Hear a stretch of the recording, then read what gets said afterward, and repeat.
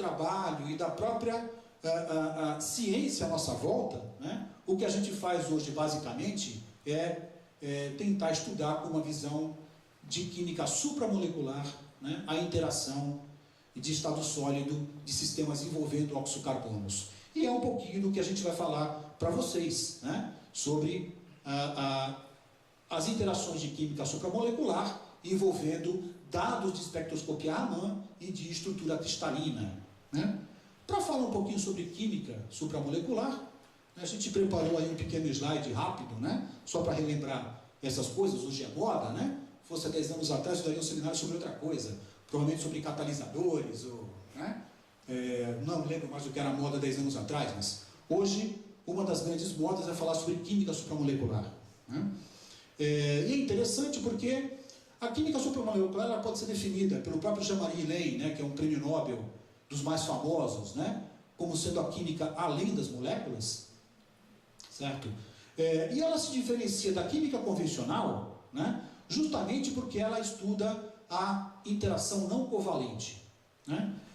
Porque a química convencional, né, diz respeito a estudarmos e compreendermos as relações, né, do compartilhamento de pares de elétrons entre átomos que formam a estrutura molecular, certo? Quando a gente vem falar de química supramolecular, a gente está interessado justamente em entender quais são as interações que não dizem respeito diretamente à interação de pares de elétrons, né? E sim a interação entre moléculas para formar estruturas, né, supramoleculares, né, além da interação das unidades moleculares, tá ok?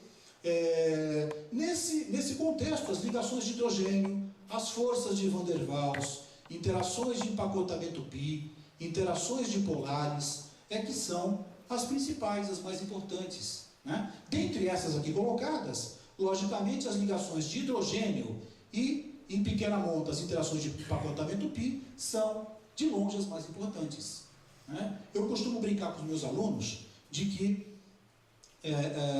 são essas interações, né, as responsáveis por um número enorme de propriedades e pela estabilidade, né, de nós, né? Porque o que nós somos, fundamentalmente, e não tem nenhum fundo religioso no que eu vou falar, né? Nós somos um saco, né, cujo exterior é uma capa polimérica, né, a nossa pele, né, que contém um monte de moléculas que interagem entre si por ligações de hidrogênio. Fundamentalmente, cada um de nós aqui é isso, ok? Uns concatenam melhor do que outros essas relações, né? Não vamos discutir isso aqui, né? Mas fundamentalmente, né, o que nós temos na estrutura do DNA, por exemplo, é essa relação entre 4 espécies químicas, e no fundo todos nós somos isso, né? Organizadas desta maneira. Então eu tenho aqui, né, o esqueleto, né, de açúcares com fosfato, e aqui no meio os meus pares de bases, tá certo? Formando essas macroestruturas. Defeitos nessas estruturas provocam produção indiscriminada de células mal formadas. Cada um de nós um dia vai ter isso, não se preocupem, não fiquem tristes, ok? Ou seja, cada um de nós vai ter uma série de problemas vinculados a relações envolvendo ligações de hidrogênio, né?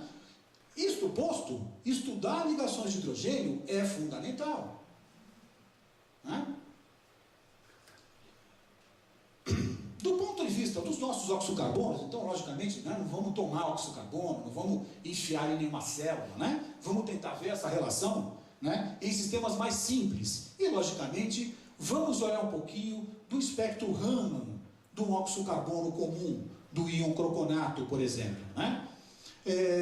Não vou falar aqui o que é a espectroscopia Raman. Vocês sabem o que é? Em meio minuto. Espectroscopia Raman é uma técnica que mede as características das vibrações moleculares. É muito similar ao infravermelho. O tipo de informação que ele te dá é exatamente o mesmo. O que você tem no infravermelho, você vê no espectro Raman. O que diferencia é a forma física com que você faz a medida. No infravermelho você joga luz policromática e observa o que é absorvido pela sua amostra. No efeito Raman, você joga a radiação monocromática, você joga um laser, né, que nem o que eu tenho na minha mão aqui, e eu observo o que é espalhado pelo meu sistema.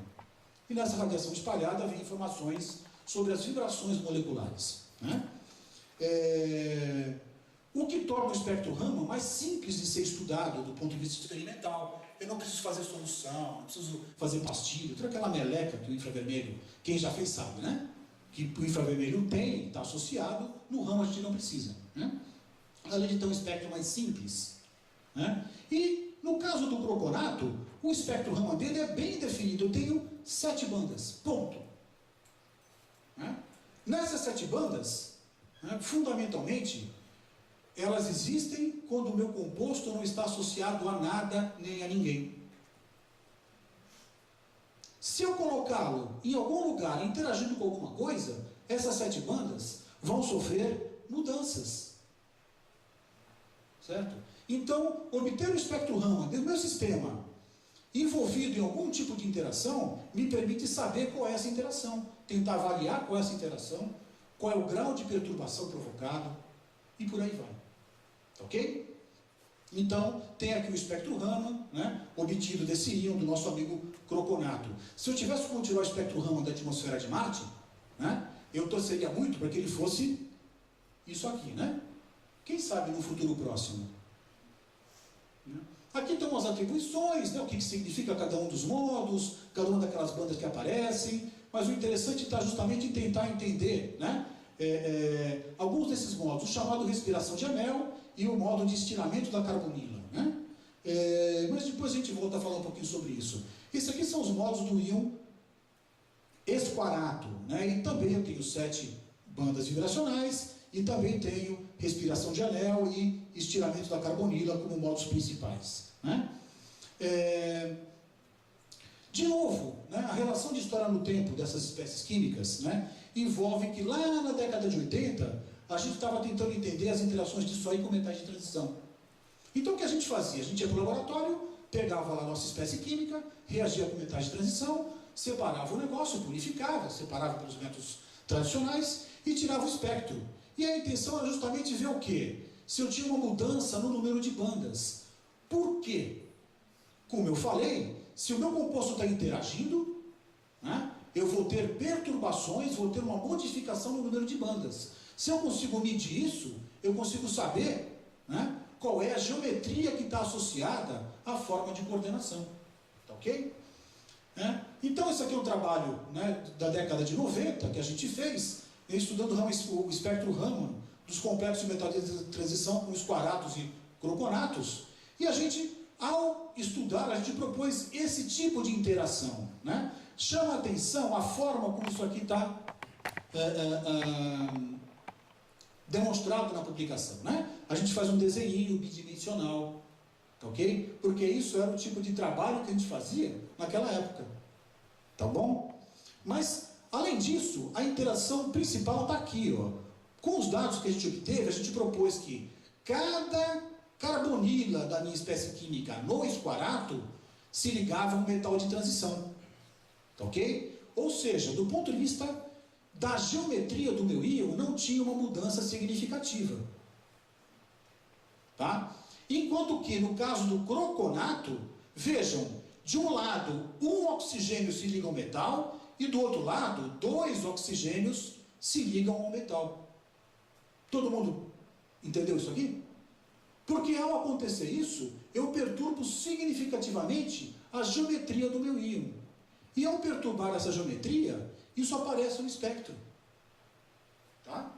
Então, claramente a gente vê no espectro do, né, esquarato que as bandas são todas as mesmas, mas que no caso do croconato eu tenho um número significativamente maior de bandas quando eu comparo com o espectro do meu ligando sozinho. Então esse tipo de informação é crucial para a gente entender qual é essa relação. Tá ok? Então essa é uma ferramenta, né, que me permite obter informações sobre estrutura sem ser via raio-x. Acho que todo mundo tem essa ideia, né? De que para eu saber qual é a forma de um sólido, como os átomos se organizam, a única maneira real de eu obter isso é via difração de raio-x. Certo? Uma outra forma da gente averiguar, né, de que maneira eu tenho essas interrelações é usando dados espectroscópicos. E essa aqui é uma das formas muito poderosas para isso. Tá? Um outro trabalho que a gente fez na época também envolveu, né, o estudo de ligantes mistos com metais de transição. E aqui no caso a gente tem a ligação, né, com fenantrolina e com piperidina, né, e o meu óxido carbono e o íon de metal de transição. E de novo a gente fez um estudo mostrando que aqui agora, né, eu tenho, via esse tipo de interação, um espectro que é diferente daquele anterior, onde eu não tinha mudança da geometria. Então, as formas das bandas nos espectros são bem distintas, e eu tenho um número significativo de bandas que aparecem, né, para mostrar que a geometria mudou. Ok? Então, demonstrando que o espectro Raman é uma ferramenta, né, obter o espectro Raman é uma ferramenta poderosa para a gente avaliar esse tipo de interação. Tá ok? Esse outro trabalho que a gente fez é bastante interessante, porque aqui eu tenho a estrutura no estado sólido, né, do sal de potássio do croconato. E é bem interessante porque ele tem 2 moléculas de água na estrutura do sólido. E isso é uma discussão forte na literatura sobre por que substâncias, né, usam moléculas de água na estrutura do sólido. Porque em princípio não precisaria, né? Se você fala, por exemplo, o brometo de potássio, que todo mundo usa para fazer pastilha de KBR, né? Ou o NaCl, sal de cozinha. Esses sais formam sólidos perfeitos sem água. Mas se você deixar ele aqui em cima da bancada, né, eles se enchem de água. Porque eles precisam de água para encher o retículo cristalino. Eles têm mais vazio do que coisas na estrutura do sólido. Então eles gostam de água para se encher lá dentro. Alguns gostam tanto que viram deliquescentes, né? Que é o caso do próprio NaCl. Todo mundo já passou pela situação chata de chegar no bar para jogar o sal na batatinha, o sal está cheio d'água, né? Porque ele adora água. E qual é a forma que a gente tem para tirar essa água? Aquecimento. Pega esse sal, coloca numa situação de muito calor, e essa água toda vai embora e você regenera a estrutura do sólido sem a água, né? Mas esse é um processo reversível, no caso desses dois e no caso desse nosso composto. E aí, né, a pergunta que fica, que é bastante interessante, que a gente se envolveu em estudar, é por que eu tenho um croconato de sal de potássio, que uma estrutura é amarela e uma estrutura é laranja, tá certo? E isso aqui, né, é interconversível. E se tem água que entra e sai, ao acontecer isso, o que acontece com a estrutura? Se eu tenho uma ferramenta que me permite averiguar, né, espectroscopicamente as relações estruturais, é isso então que a gente vai usar como ferramenta para entender essas relações aí, né? O processo reversível, como a gente falou, né? Aqui tem um espectro infravermelho mostrando o sal que tem água, né, que é o laranja, e o sem água, que é o amarelo. Fica muito claro, né, a banda, e também fica muito claro que o espectro infravermelho não é uma boa técnica para estudar isso aí, né? Então tem aí a banda de água. Eu tenho aqui, né, uma medida de termogravimetria, né, ou seja, de que maneira eu consigo fazer a variação de quantidade de calor, né, e como acontece a queda de massa nesses sistemas, e fica muito claro que numa temperatura baixa, né, menos de 100 graus, aí eu perco uma quantidade significativa de massa, que são as moléculas de água que saem, certo? Né? E está aqui o espectro Raman. O espectro Raman, né, do composto com água, que tem uma banda na região de respiração do anel, e quando eu arranco a água, olha o que acontece. A mesma região, me aparecem 2 bandas. Né? E, de novo, né, o que está acontecendo do ponto de vista da interação? Ao saírem as moléculas de água, o que acontece com a estrutura? Tá certo? Por que isso fica tão evidente, né, do ponto de vista? E aí, para entender isso, a gente vai tentar falar aqui rapidinho de algumas coisas que são importantes do ponto de vista das interações de estado sólido. Tá? E vejam, quando eu tenho, imagina que aqui eu tenho uma fileira de partículas do estado sólido e que eu tenho outra fileira de partículas, né? Ou seja, eu tenho os planos adjacentes, tá certo? Eu tenho essas 3 distâncias que são principais. A primeira, né, eu tenho a distância que envolve centro a centro do meu sistema, né? A distância entre os planos e o deslocamento horizontal, tá certo? Que envolve aqui nosso D3, tá ok? A principal delas, né, está justamente relacionada a essa, né, distância aqui, que é a distância centroide-centroide. Por que isso? Né? Isso aqui não é importante. Agora, vamos pegar essa estrutura aqui, que é o croconato de lítio. Né? A gente está vendo, tá? Aqui é um croconato, né? Aqui eu tenho outro croconato, né? E nessa estrutura eu tenho moléculas de água aqui no meio. Né? Essas duas estruturas, elas estão quase uma em cima da outra. Tá ok? Vamos para o croconato de sódio. Vejam que, de novo, essas estruturas estão, né, praticamente quase uma em cima da outra. Né? Mas a gente vem agora para o potássio e a gente percebe claramente que elas estão defasadas de posição. Então, a ideia que está colocada aí, fundamentalmente, é, né, eu vou aumentando o tamanho do cátion, né, e o que vai acontecendo? A minha distância entre planos praticamente não muda. Né? A minha distância entre planos muda muito pouco. Né? Na ordem de 3, muda aqui no sódio, mas tem uma outra explicação. Né? Enquanto que, né, os deslocamentos que mudam significativamente.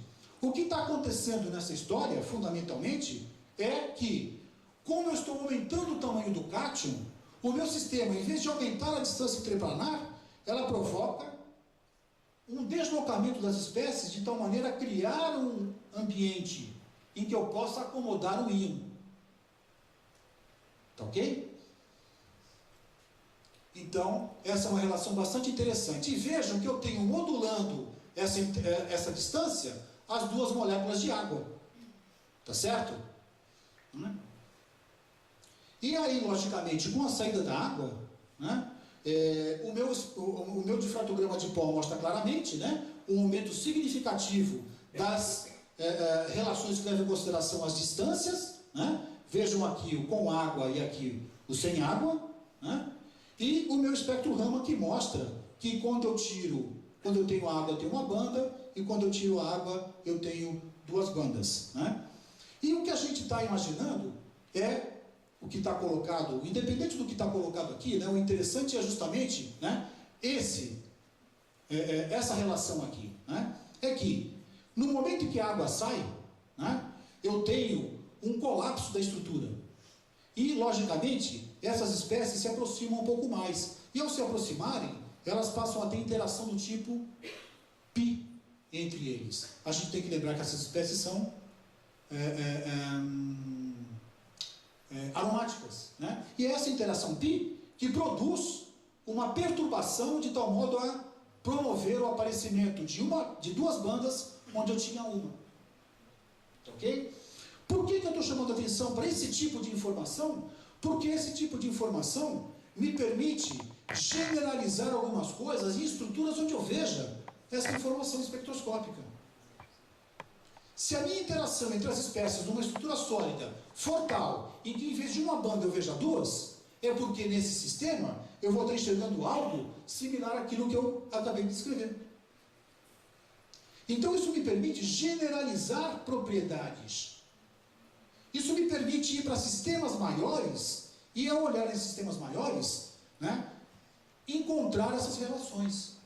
Tá? Então, logicamente, tem algumas conclusões relativas a esse tipo de estudo, né? As diferentes cores estão relacionadas à presença de moléculas, os dados de difração de raio-x indicam que a estrutura colapsa, né? O sal amarelo apresenta estrutura com menor simetria, né, do que o hidratado, e os modos mais afetados, né, são os modos que levam em consideração a deformação e o estiramento CC.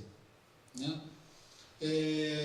Esse mesmo tipo de situação a gente observou para o membro de 4, né, átomos de carbono, para o esquarato, tá certo? E o mais interessante ainda é que na estrutura do esquarato, aqui no caso do esquarato de potássio, o negócio é tão mais violento, né, que, vejam, ele ainda por cima, ele roda os oxigênios de tal maneira a se acomodar melhor, para evitar energias associadas à repulsão, tá certo? Vejam que eu tenho, né, um para cá e um para lá. Eles estão, né, em posições equidistantes dos seus átomos de oxigênio na estrutura. Tá ok? E de novo eu tenho, né, o aparecimento de um conjunto de bandas quando comparadas com a espécie que a gente pode considerar isolada. Né? Do ponto de vista da análise dessas espécies químicas, a gente pode dizer que o tamanho do cátion é importante nesse processo que envolve interação pi. Né? As bandas Raman podem ser usadas como medidas do grau de interação. Né? Alguns modos vibracionais são mais afetados, a gente pode usar como as sondas espectroscópicas. Né? E os sais mais indicados como padrões para comparação com outros compostos são os sais com cátions grandes. Né? Porque esses sais com cátions grandes não permitem interação do tipo π. Né? De novo, por que isso? Porque o meu próximo passo nesse estudo foi sair dos sistemas modelinho e ir para os sistemas modelão. Quem são os sistemas modelão? Né? São sistemas que envolvem agora macroestruturas que tenham o meu óxido carbono. Nesse caso em específico, eu tenho o meu íon óxido carbono como ponte de um polímero inorgânico. Tá certo? E, logicamente, por ele estar aqui em ponte, ele vai ter uma determinada relação espectroscópica que eu consigo obter dele. Essa estrutura, então, é mais legal ainda porque essa ponte aqui, entre dois polímeros de coordenação unidimensionais, permitiu obter uma estrutura, né, que a gente chama de interdigitada. Né? Ou seja, é algo entrelaçado desse tipo. Né? Um por cima, um por baixo. Ok? Esse